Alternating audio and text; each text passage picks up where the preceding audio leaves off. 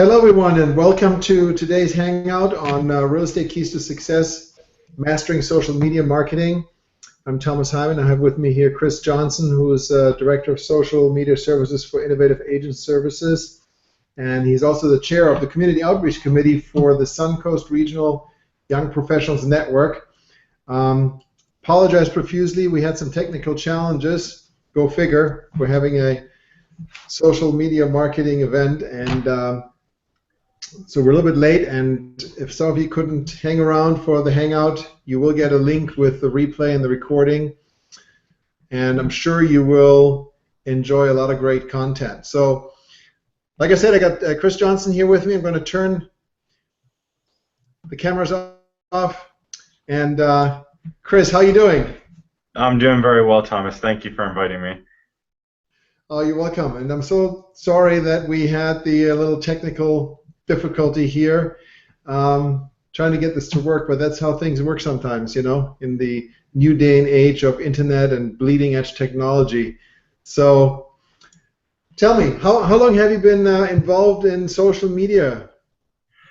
My adventures with social media first began while I was in college. My fraternity did a lot of philanthropic ventures, and we used social media to promote events, drive fundraising.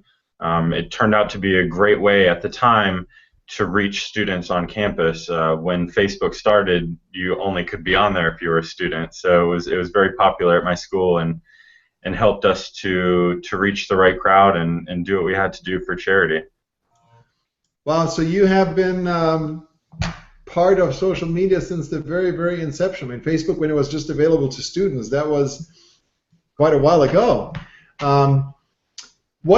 Tell me what are your feelings just in general about social media and the importance of social media to real estate professionals, and why they should really be paying attention and embracing social media? Because a lot of people just don't know if this is even worthwhile. I know people just using it to post silly photos and what have you not. So what would you have to say? Well, you know, we've seen Facebook especially, which is the major one these days, change drastically in the past 10 years or so. So I think that the important thing is to try and stay on top of it and educate yourself as it changes so that you don't fall behind the times, because we're seeing it become increasingly more popular as a tool for consumers to vet out all types of service, and especially services as personal as real estate, because we know that clients take things like that, you know, very personally, and it's a way to reach out to them and to stay in contact with them and remind them who you are, so they remember not only who they bought their house from, but who they want to help sell it as well. Yeah, and you know, you made an interesting point. You said, you know, consumers are starting to use Facebook more and more to vet service providers. I just, you know, read an announcement yesterday about Facebook introducing a whole bunch of features into their messenger platform, really turning it into a real platform to allow people to communicate with businesses forth and back. And you know, so I think I agree with you 100%. I mean, as more and more people are using Facebook, and for a lot of people, the internet almost is Facebook. This is almost like going back to the early days of the internet when America Online was the internet, you know? Yeah. So obviously, you know, people are looking other people up on Facebook. They're trying to find the company page. They're trying to see what kind of reviews and feedback have been left. And so really it would be a fatal mistake to ignore Facebook and other social media as a business person, especially as a real estate professional. Absolutely. When, you know, a real estate professional, their persona often is their brand. So I think it's even more important for them than some other businesses to make sure that they're getting themselves out there and putting themselves in front of their clients in a positive way.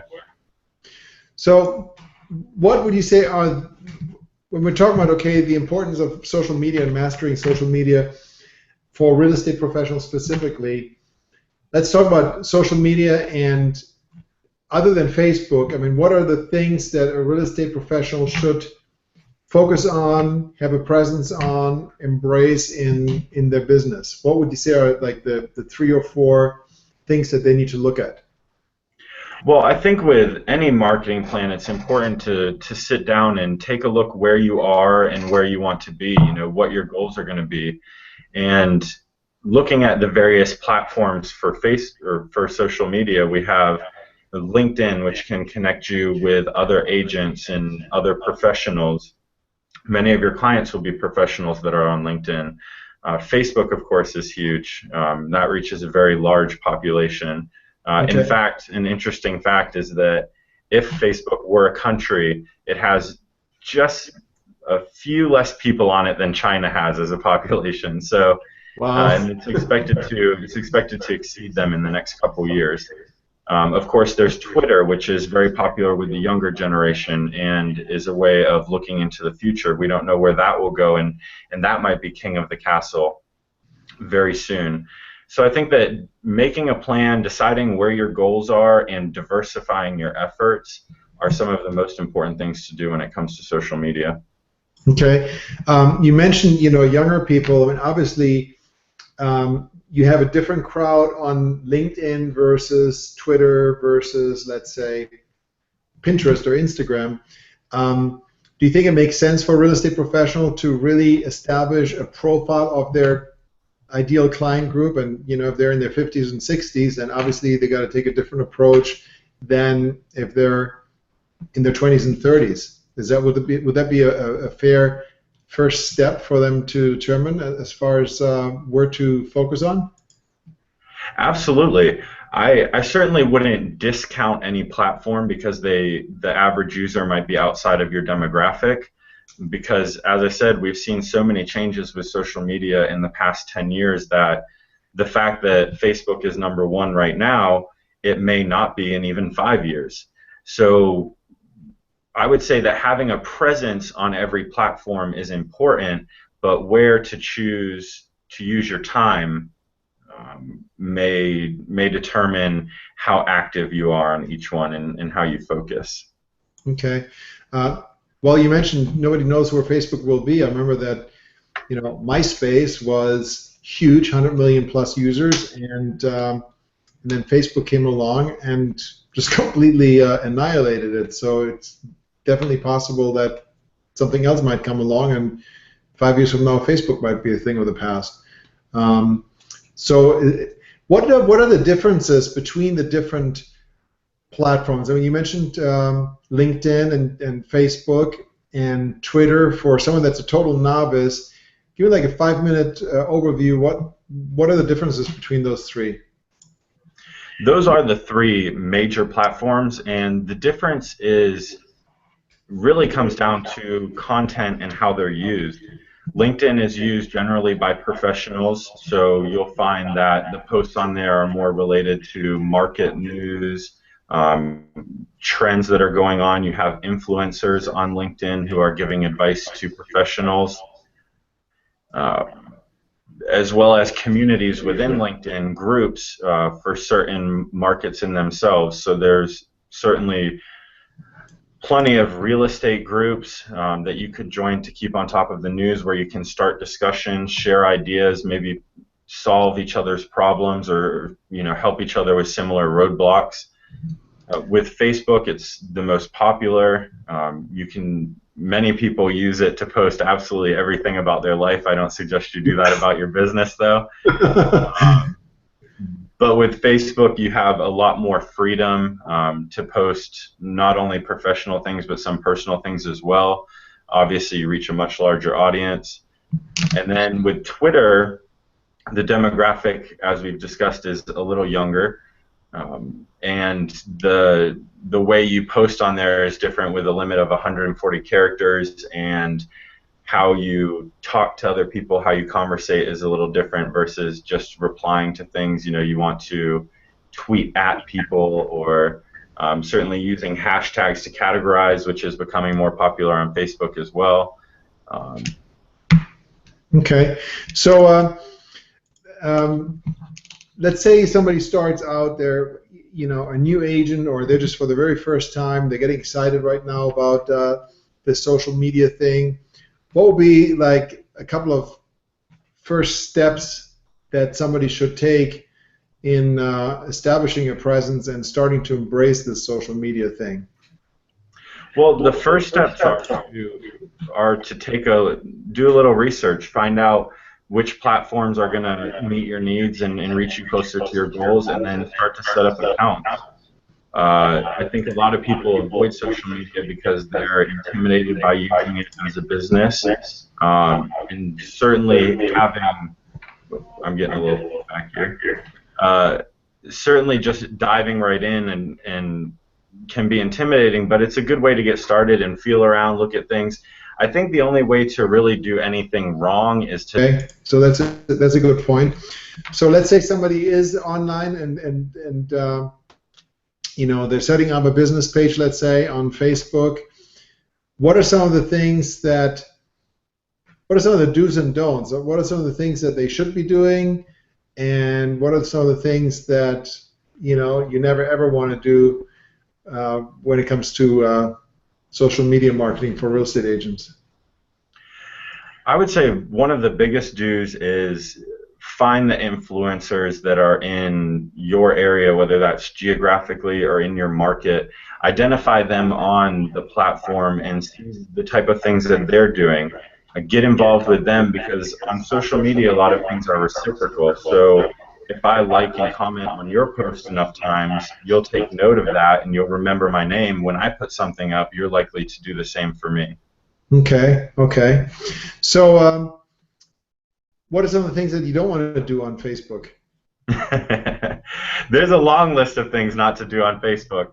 Well, I think one of the things that people, or a couple things that people fall into, and for me it's a life philosophy, not only social media, but don't be negative. You certainly don't want to put any type of negative energy out, especially onto social media, where that will last forever.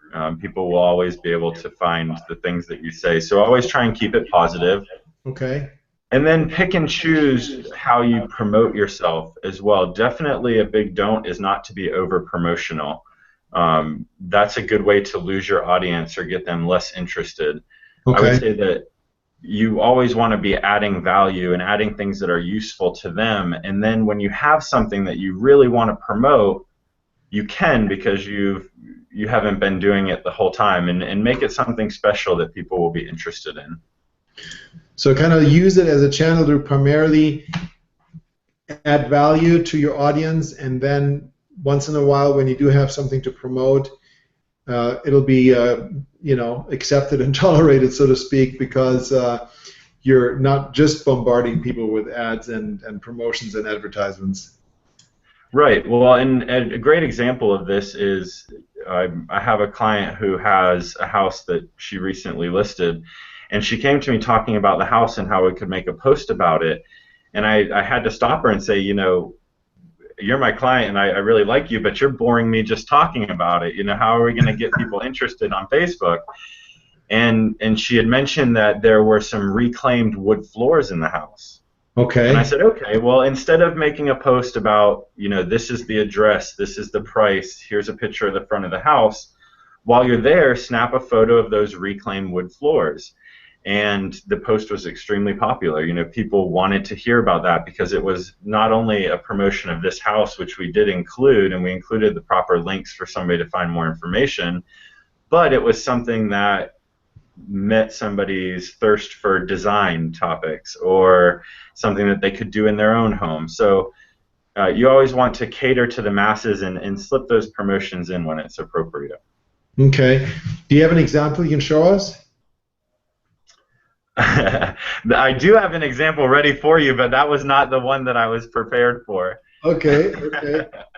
Well, then we'll get to your example in a few minutes, but we could take a quick look at something similar. Okay. Hopefully I can hopefully I get the hang of this screen share. I don't. So basically, it's you want to focus on something that is of interest to the broad audience and focus on that, and it just happens to be part of the product that they're trying to sell, as opposed to just trying to sell the product. Correct. So let's have a look here. Whoops.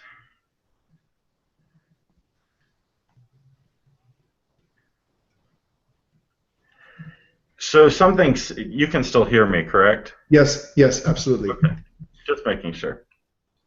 What, So what, what I, a perfect example of this is on one of my clients' pages where I wouldn't normally say to promote a how home. We can see that here in this post that I have up on my screen right now, we're looking at what is probably most people's dream home.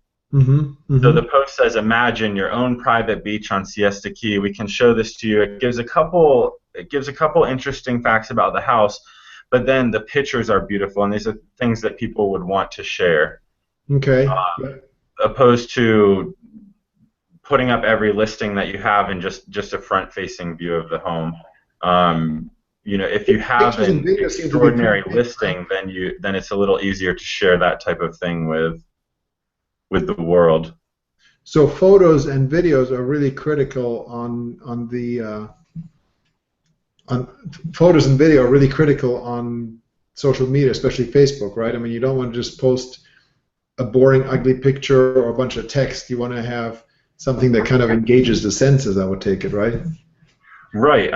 Certainly, pictures are popular, and that's a great way to get your post noticed.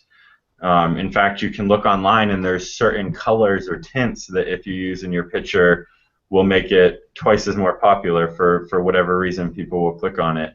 And Really? as far as videos go, I read a statistic yesterday that 500 years worth of video are watched on Facebook every day. Oh my God! Wow. So what Yeah. would be the kind of colors to use?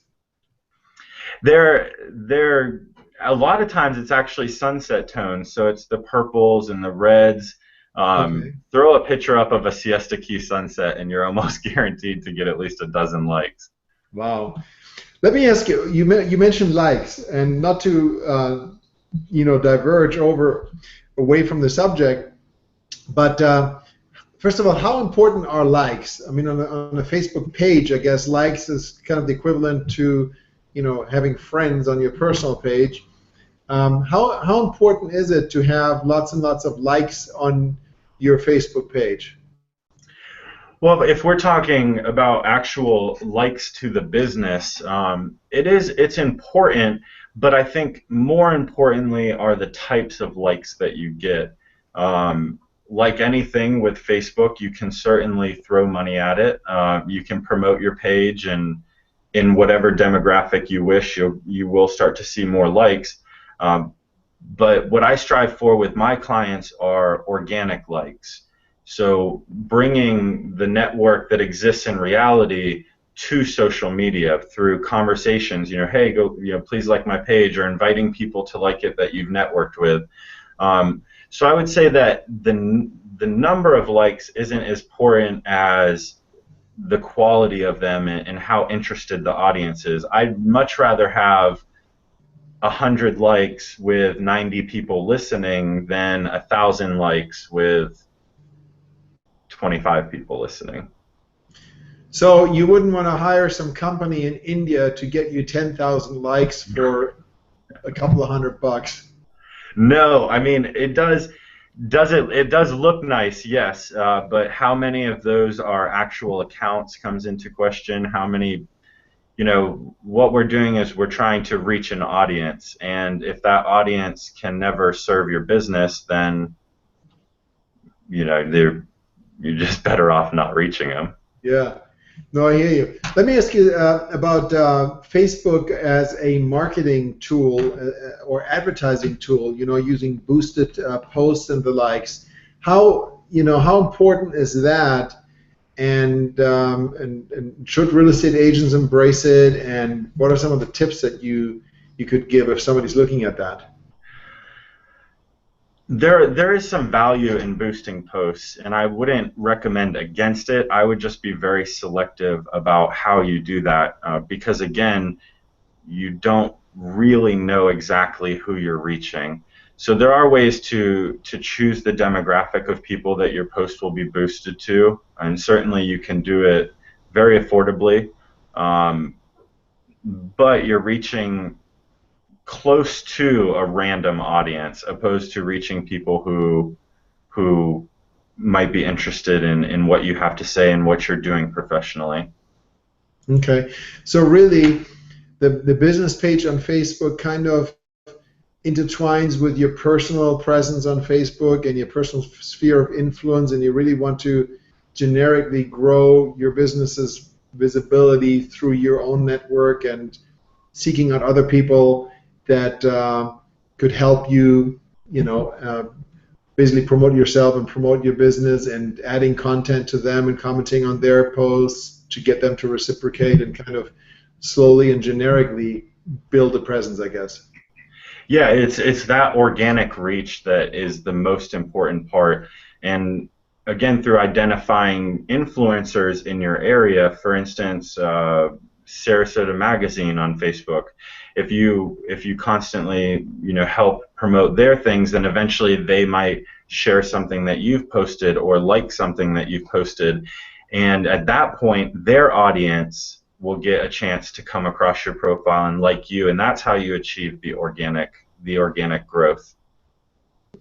Okay, so obviously you are a social media expert, and you provide social media services to your clients here in the Sarasota area.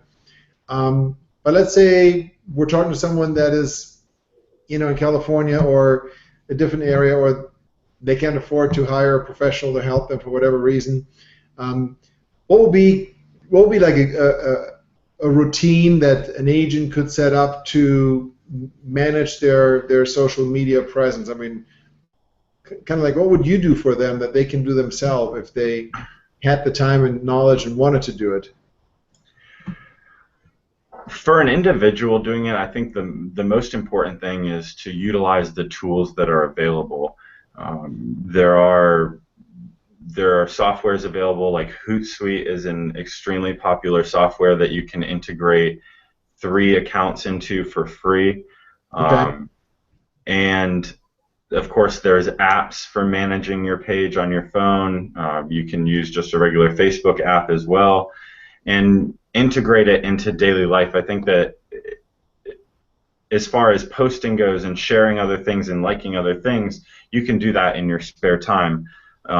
Certainly, if you want to dive in deeper and find higher levels of success, you have to sit down and actually behave as your business on the platform. So whether that's LinkedIn, Facebook, or Twitter, you have to take the time to sit down and actually make the connections almost as if it was a personal page. Okay. Check out your news feed as if you're your business. Like the thing, share, comment, do all those things on just a regular basis, and watch it slowly build up.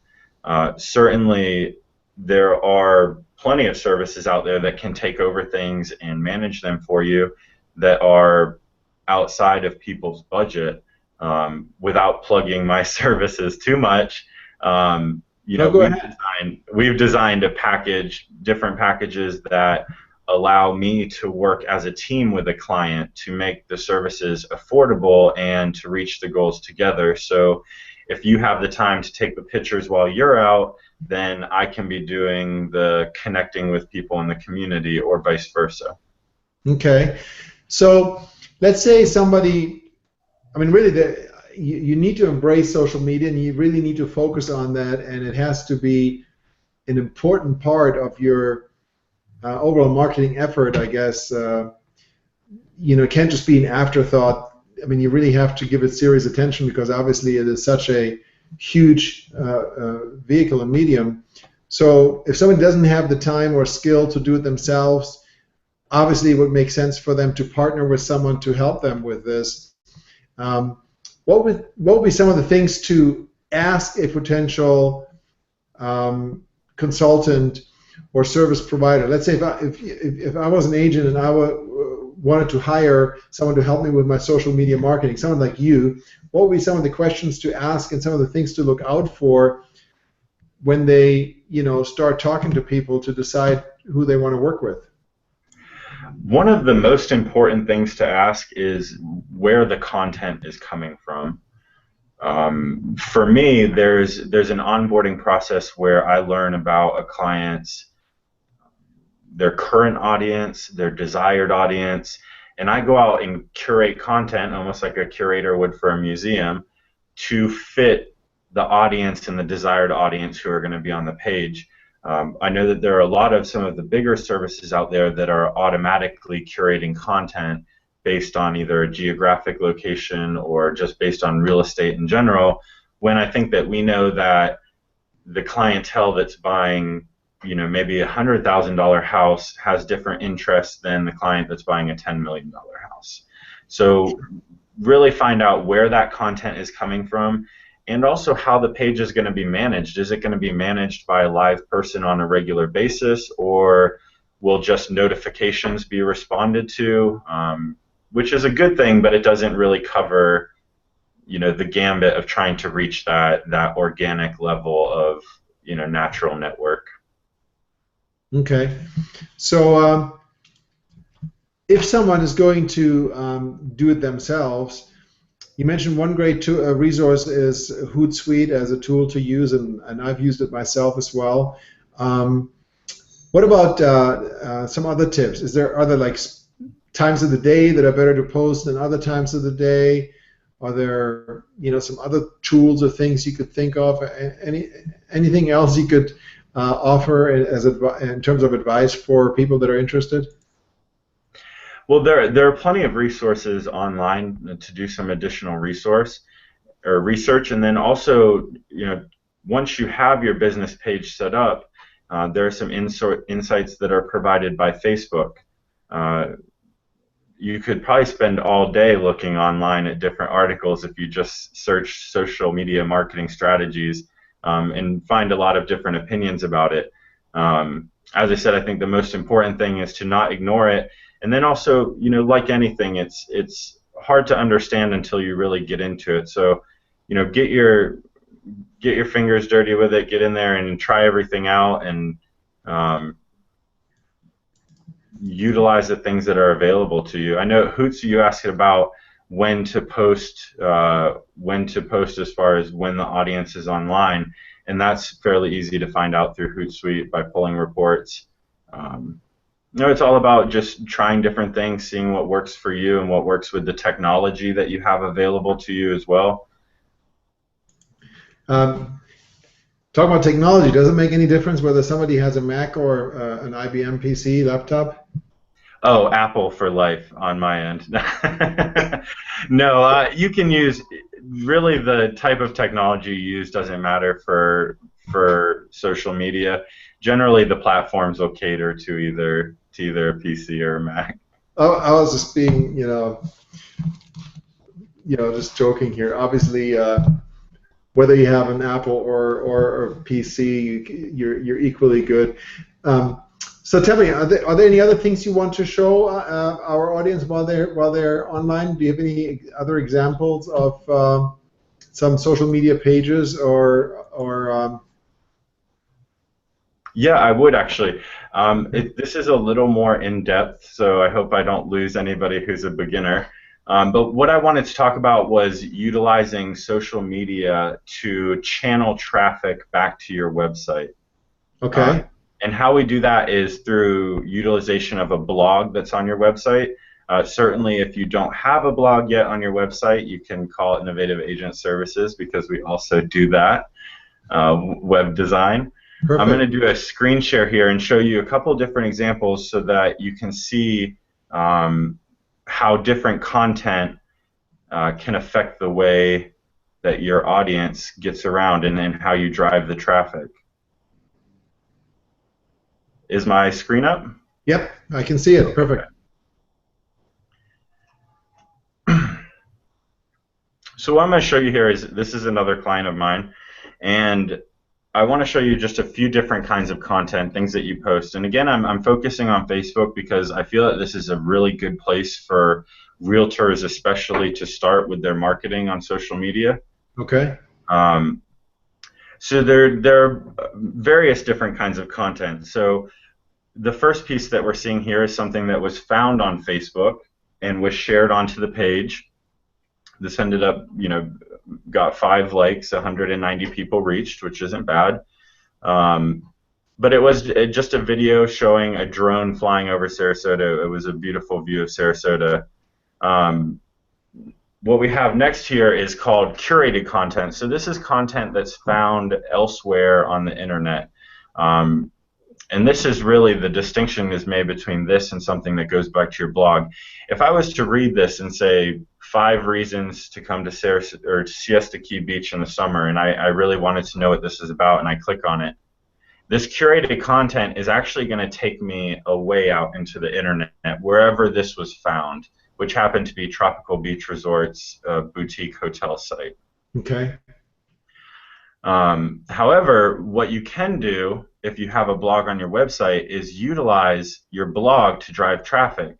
So looking at this post right here, 4 reasons to buy now in Sarasota, if I was interested in this post and I clicked on it, this would actually go back to the client's website and onto her blog. So what I've done now is I've driven the traffic of interested readers to an area where they can do a property search or get listings sent. They can sign up for a mailing list or do a home valuation. So the importance here is showing a very complete online presence, and also driving the traffic back and making sure that you're turning some of your social media views into leads, giving them the information to reach out to you, and positioning yourself as an expert on reasons to buy now or whatever the subject may be. I think it's important to always consider when you're looking for content exactly what you're sharing and what that content is doing once you put it up. Perfect. No, I think that's great advice, and I actually took some notes here. You make a very good point, because a lot of the content that we share on Facebook is content that, posts that somebody else posted and we just reshare them, or we find a great article. I have a Google Alert set up, for example, and if something interesting comes along, then I'll share that post, but it's all taking traffic away from your Facebook page to someone else's website. And so using a blog, I think, is a great tip to actually drive traffic to your own website as opposed to somewhere else. Well, and I think it's important to do a variety of different content, because the blogs do drive the traffic, which is wonderful, but it would be very difficult to have those up consistently, because you'd have to be writing a lot of blogs, and then we're talking about a lot of hours into it, or hiring somebody to help you. That's a whole different subject, how to create and maintain a real estate blog. Yeah. So, but I think that a mixture of things that help drive the traffic, as well as, like you said, things that you've shared, or the other example I showed were things that you found out online. You want a good regular amount of activity, but you also want to make sure that at least some of it is serving your website and turning interested people into leads. So how many posts should somebody post per day to their page, would you say? The general plan that I lay out for clients is under 1 a day. So I suggest probably about 5 a week. Okay. Because you don't want people to be inundated with your posts, because it's almost pretentious in a way to assume that they would be interested on that level. But you do want them to constantly see things, be in the front of their brain, and then also you'll see the algorithms of Facebook start to shift your way. When you've provided enough content onto your page, you'll start to see that the numbers are going up and up on who it's reaching. Got it. Well, on Twitter, I just know for myself, I subscribe to relatively few people on Twitter, and when I subscribe to them, if they're posting a bunch of crap and it's just feeding up my Twitter feed with 5-6 postings a day or more, then I'll just immediately unsubscribe. But if somebody's posting something once in a while that is of quality, then I'll keep them on my list. And I guess on Facebook the same. If I was just inundated all the time with postings from someone, then I just tune them out. I won't pay attention to it, or unlike their page. Yeah. And you definitely don't want people doing that. I would say Facebook, one of my favorite buttons on Facebook is the unfollow button, where you can still be someone's friend, but you don't need to know what they eat for dinner every night. Good point. Good point. So, let me ask you this: do you work only with agents locally here in the Sarasota area, or do you work with agents elsewhere as well? Who do you work with? I have right now the bulk of my clientele are agents from Sarasota. I do have an agent in Boca Raton, in Boca Grande, and one in Illinois. So I can work with anybody worldwide. That's the great thing about social media, is it knows no bounds, which is also a very important point for anybody who wants to do international sales with real estate. This is, a very effective way to reach the world. However, it's nice to be able to sit down with a client and really get to know their voice, which helps me present a campaign that appears and seems to come from them. Okay. So, how would somebody get in touch with you if somebody wants to connect with you and work with you? And I'll go ahead and post it on the comments later too. Well, my telephone number is 941-921-5027. My Okay. email is chris@floridaassistant.com. That's Florida spelled out. And you can get a hold of me on Facebook if you're interested. Okay. Of So, course. how do they find you on Facebook?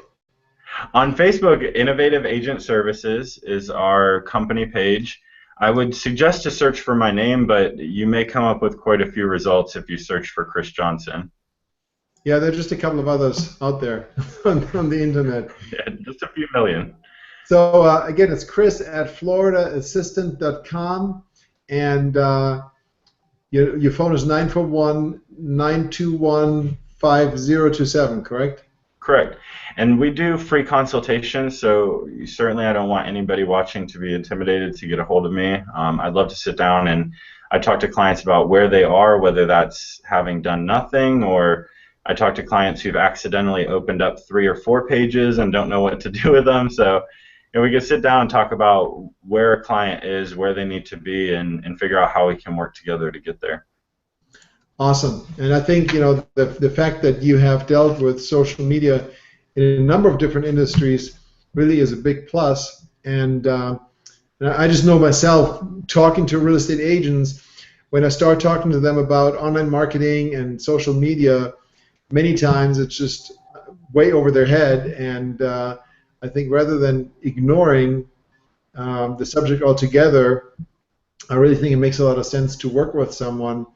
And so I would highly recommend you. And like I said, I'm going to post the information on the comment section below, so people will be able to find you. And anything else you want to share before we wrap this up? That's all. I mean, I could go on about it all day, but that's all I'll give you for now. Well, awesome. Well, thank you so much for joining me here, Chris. And to everyone watching, I'm so sorry. There's still a few people watching right now, but anyone that we lost, my sincerest apologies for starting late. And we will send out an email with a link to the replay, so you can watch the event at your own time. And hopefully we'll see you again at a future hangout. Thanks so much, Chris. Thank you, Thomas.